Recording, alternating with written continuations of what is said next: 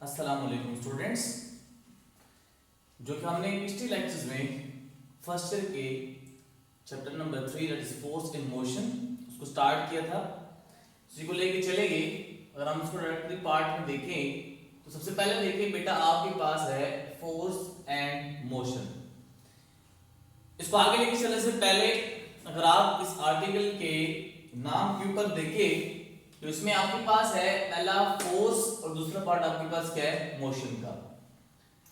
तो अगर आप इस नाम को देखें तो इस नाम से ऑलरेडी भी पहले भी आप फेमिलियर हैं, क्योंकि क्लास 9th में अगर आप थोड़ा रिकॉल करें तो चैप्टर नंबर 3 जो कि आपके पास था वो आपके पास क्या था, डायनामिक्स, और इसमें आपने आर्टिकल क्या पढ़ा था, फोर्स का। और अगर आप फोर्स को डिफाइन करने से पहले एक बात फिजिक्स में समझ ले कि जब आप फिजिक्स में किसी भी चीज को देखते हैं तो एक खास रेफरेंस पॉइंट आप चूज करते हैं, उस रेफरेंस पॉइंट से आप किसी चीज को ऑब्जर्व करते हैं। अब वो रेफरेंस पॉइंट जो कि किसी भी कोऑर्डिनेट सिस्टम में होता है, जिससे आप किसी भी इवेंट को ऑब्जर्व करते हैं, तो वो जो रेफरेंस कहलाता है वो कहलाता है फ्रेम ऑफ रेफरेंस। यानी फ्रेम ऑफ रेफरेंस एक कोऑर्डिनेट सिस्टम होता है जिससे आप किसी भी इवेंट जो कि हो रहा होता है फिजिक्स में उसको आप क्या करते हैं, ऑब्जर्व करते हैं। अब अगर आप इस डेफिनेशन में देखें तो ये आपके पास है, इवेंट का जिक्र हमने किया है। इवेंट क्या चीज है, तो देखिए बेटा, आम तौर पे जब हम इवेंट की बात करते हैं तो हम कहते हैं कोई भी चीज जो कि हमारे सामने हो रही होती है उसको हम कहते हैं इवेंट है। तो फिजिक्स में जो भी चीज आप किसी भी चीज को ऑब्जर्व कर रहे हैं वो फिनोमिना क्या हो रहा है, फिनोमिना को कहते हैं आपके पास क्या है, इवेंट है।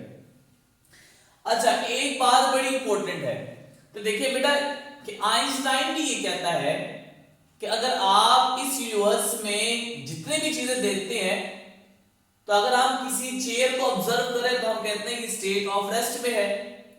अगर हम उस चेयर पे बैठ जाए तो हम कहेंगे कि हम भी स्टेट ऑफ रेस्ट में है। तो अगर आप देखिए कि वर्डिंग में यूज कर रहा हूं एक रेस्ट की, और दूसरी वर्ड जिसकी करस्पॉन्डिंग यूज होती है टर्म कहते हैं मोशन है। याद रखें कि इस यूनिवर्स में कोई भी चीज एब्सोल्यूट रेस्ट में नहीं है, यानी कोई भी चीज आप ये नहीं कह सकते कि ये स्टेशनरी है, बिल्कुल मूव नहीं कर रही। इवन कि हम जब चेयर के ऊपर बैठे होते हैं तो हम ये सोचते हैं कि हम इन द स्टेट ऑफ रेस्ट में है, लेकिन चूंकि यूनिवर्स में कोई भी चीज रेस्ट पे ना हुई नहीं है, तो अगर आप जमीन को देखें तो वो रिवॉल्व कर रही है। और याद रखिए कि बड़ा इंपॉर्टेंट एमसीक्यूज है इंडिटस पॉइंट ऑफ व्यू से, कि अगर आप अर्थ की एवरेज स्पीड देखें तो 30 किलोमीटर पर आवर से वो रिवॉल्व कर रही है। इसका मतलब ये हुआ कि अगर हम चेयर के ऊपर भी बैठे हुए हैं तो हमारी उस टाइम भी मोशन हो रही है with the average speed of 30 kilometre per hour. तो इसी बेस के ऊपर आप ये बात जहन नशीन कर ले कि बेटा कोई भी चीज इस यूनिवर्स में एब्सोल्यूट रेस्ट का होना पॉसिबल नहीं है। अब रेस्ट की बात कर रहे हैं और मोशन की बात कर रहे हैं, तो देखिए दो टर्म्स यूज हो रही है। अब रेस्ट क्या है, अगर कोई भी चीज, कोई भी ऑब्जेक्ट अपने सराउंडिंग के लिहाज से अपनी पोजीशन को चेंज न करे तो हम कहेंगे ये किस स्टेट में चला गया है, रेस्ट स्टेट में। लेट्स से फॉर एग्जांपल, अगर जैसे मैं बोल रहा हूं तो ये जो बोर्ड है, ये चेयर्स है, और मैं आपके लिहाज से और बोर्ड के लिहाज से अपनी पोजीशन को चेंज नहीं कर रहा, मूव नहीं कर रहा, तो मैं कहूंगा ये किस स्टेट में हूं, रेस्ट में हूं। लेकिन अगर इसी बोर्ड के लिहाज से मैं देखूं, उसको मैं रेफरेंस पॉइंट मान लूं, और इस बोर्ड के लिहाज से मैं अगर आप मूव करता हूं या बैकवर्ड मूव करता हूं, तो बोर्ड के लिहाज से मैं अपनी पोजीशन को चेंज कर रहा हूं, तो मैं कहूंगा कि मैं in the state of motion में हूं। यानी मोशन को कैसे डिफाइन करेंगे कि change in position with respect to the surrounding. याद रखें जब भी कोई भी बॉडी रेस्ट से मोशन में या मोशन से रेस्ट में लेके जाते हैं तो मेन फैक्टर आपके पास कौन सा होता है? फोर्स का होता है। फोर्स किसी भी बॉडी के ऊपर जब आप लगाएंगे तो या तो आप उसको पुश करेंगे या तो फिर आप उसको क्या करेंगे? पुल करेंगे। सो पुश और pull is known as force.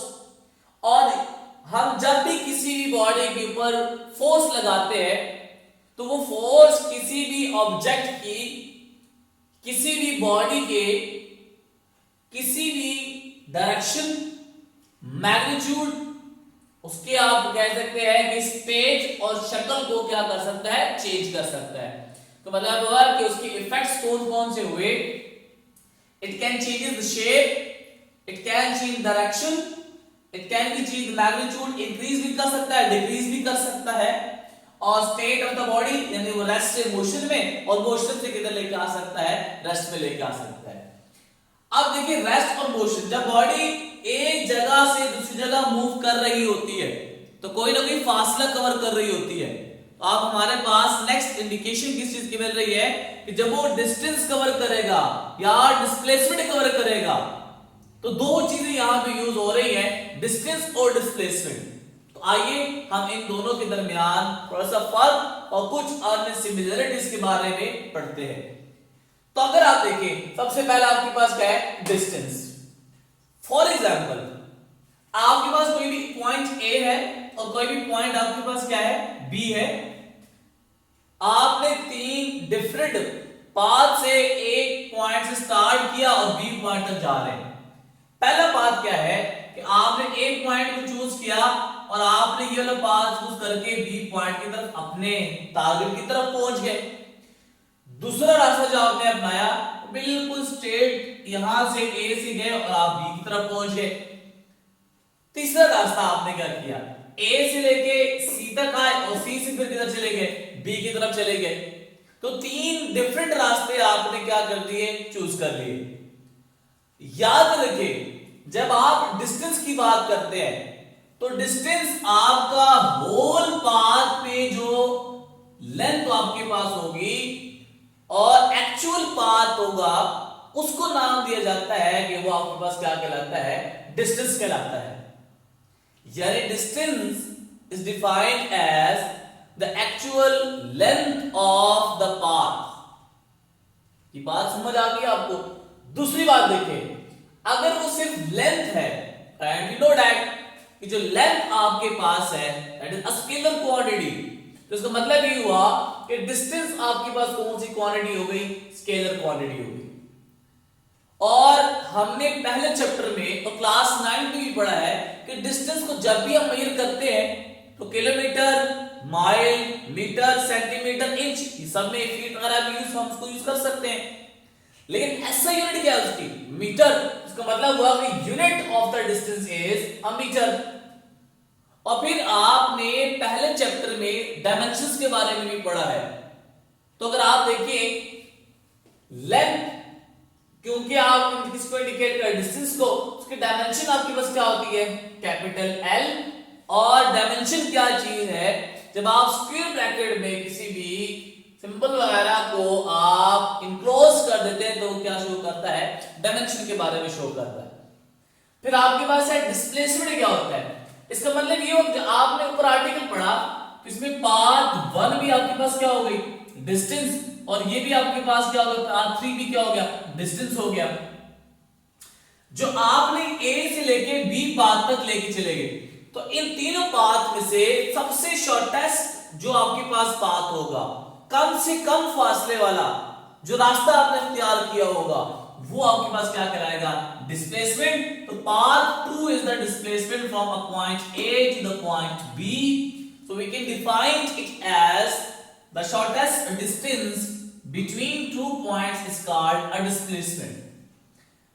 अब देखिए बेटा, डिस्प्लेसमेंट अगर आप देखिए तो ए पॉइंट से बी पॉइंट तक बिल्कुल ए कम से कम फासला हो गया है। इसका मतलब क्या हुआ कि उसकी एक खास डायरेक्शन है, तो जब किसी भी फिजिकल क्वांटिटी की मैग्नीट्यूड भी हो, डायरेक्शन भी हो, तो उसको हम नाम देते हैं, जो कि चैप्टर 2 में हमने पढ़ा हुआ है, इसको हम क्या कहते हैं, वेक्टर क्वांटिटी। इसका मतलब क्या हुआ कि डिस्प्लेसमेंट आपके पास क्या कौन सी क्वांटिटी होगी, वेक्टर क्वांटिटी होगी।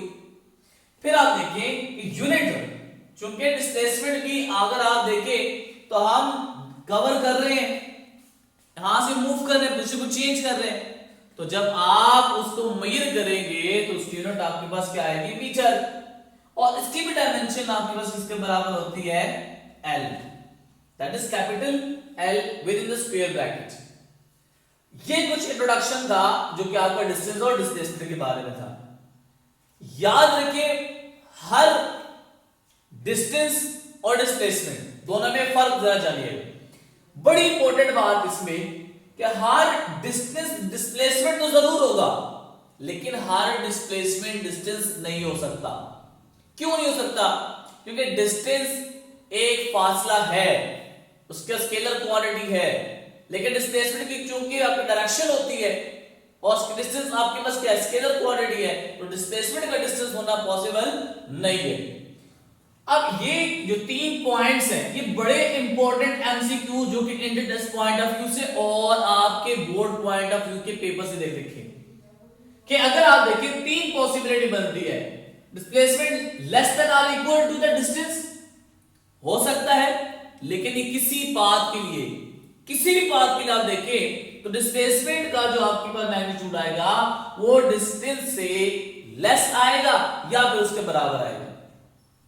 और अगर इसी के थोड़े देखें दो और पॉसिबिलिटी बन रही है। अगर एक केस बनता है तो इक्वल कब आएगा, जब आपके पास लीनियर पाथ होगा, स्ट्रेट लाइन मोशन होगी, उस केस में डिस्प्लेसमेंट बराबर होगा किसके, डिस्टेंस के।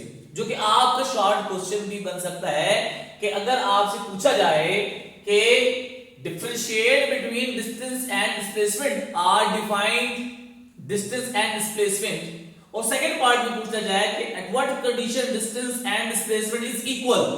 सो आपने याद रखना है कि when there is linear motion, a straight line motion, then the distance is equal to the displacement.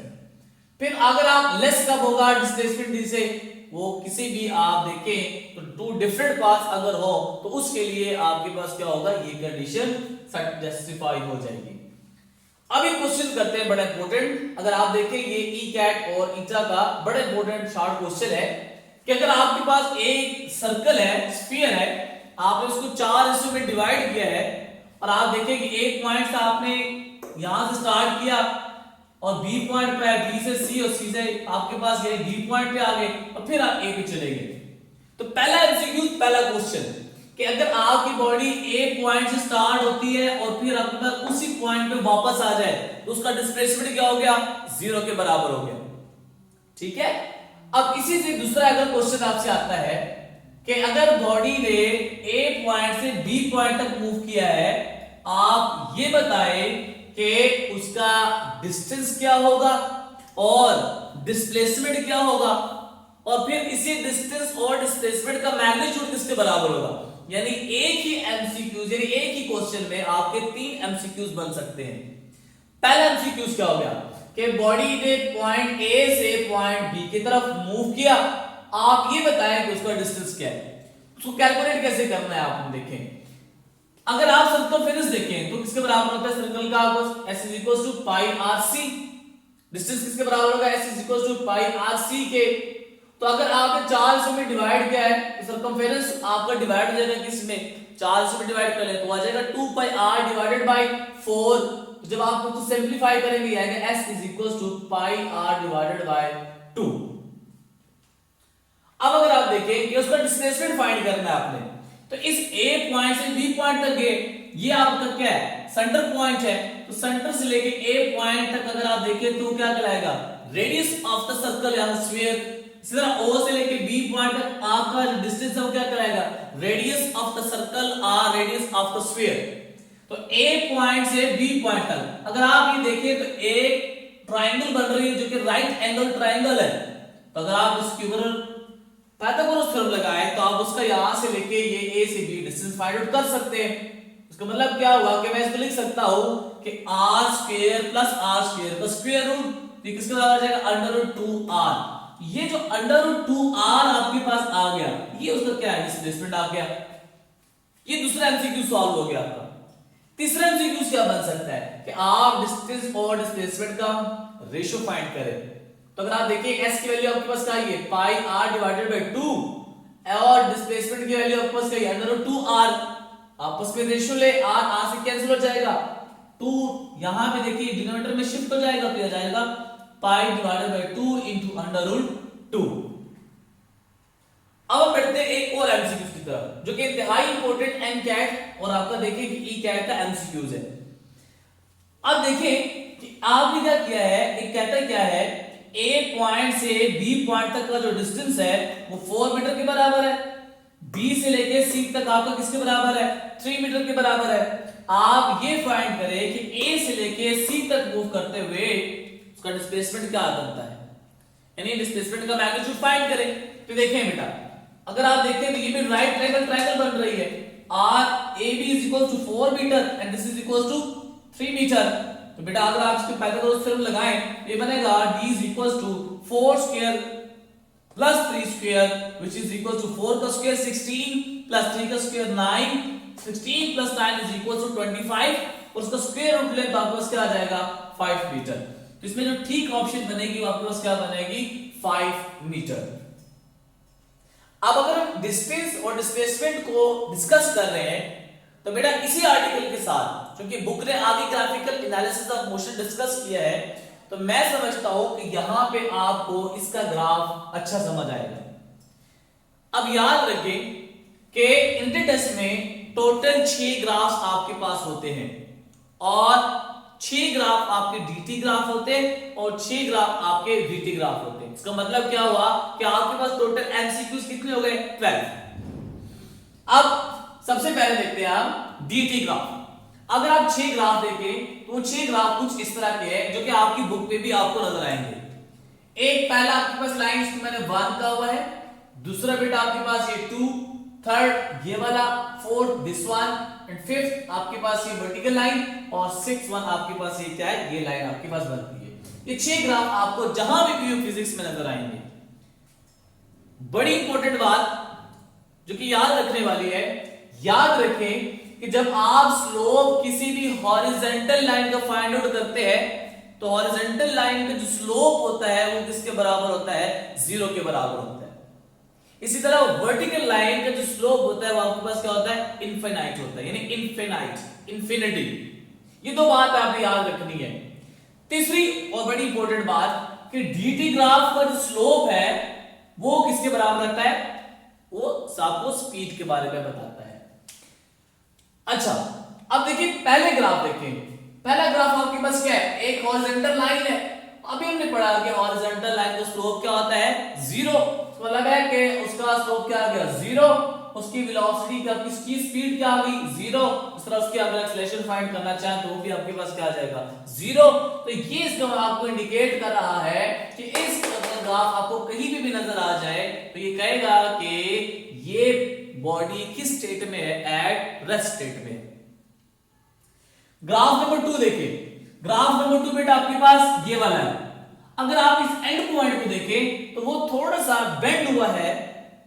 इसका मतलब क्या हुआ कि स्लोप उस बॉडी का या उस ग्राफ का आपके पास क्या हो रहा है वो डिक्रीज हो रहा है। तो जब स्लोप डिक्रीज हो गया तो उसकी आउटपुट हमें क्या मिलती है स्पीड मिलती है, वेलोसिटी अगर आप कह सकते हैं। तो उसका भी ग्राफ आप देखिए स्लोप क्या आएगा कम आएगा, डिक्रीजिंग होगा। इसी तरह चेंज इन वेलोसिटी, अगर आप चेंज इन वेलोसिटी देखें तो आपके पास क्या है पॉजिटिव। क्यों? क्योंकि मैक्सिमम पॉइंट अगर 5 है तो उससे ज्यादा डिक्रीज हो रही 4 3 2 1 0। अगर आप ये सारे देखें तो उसका जो आपके पास चेंज आए वो आपके पास क्या आएगा पॉजिटिव।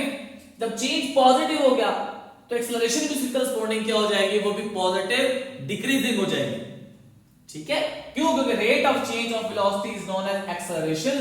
तो जब आप बेटा ये पॉजिटिव है चेंज तो जाहिर बात है एक्सेलरेशन भी आपके पास क्या आएगा वो भी पॉजिटिव आएगा, लेकिन डिक्रीजिंग होगा एक्सेलरेशन। थर्ड देखिए, थर्ड बेटा आपके पास ये बिल्कुल straight line makes an angle of 45 degree with the t and dt axis. Slope इस थर्ड ग्राफ का बिल्कुल क्या आएगा, कांस्टेंट आएगा, क्योंकि हर पॉइंट के ऊपर, चाहे आप इस पॉइंट की करस्पॉन्डिंग फाइंड करें, इस पॉइंट की करस्पॉन्डिंग या किसी भी पॉइंट के ऊपर आप उसका स्लोप फाइंड करेंगे तो सब की वैल्यू आपके पास क्या आएगी, वो बराबर आएगी।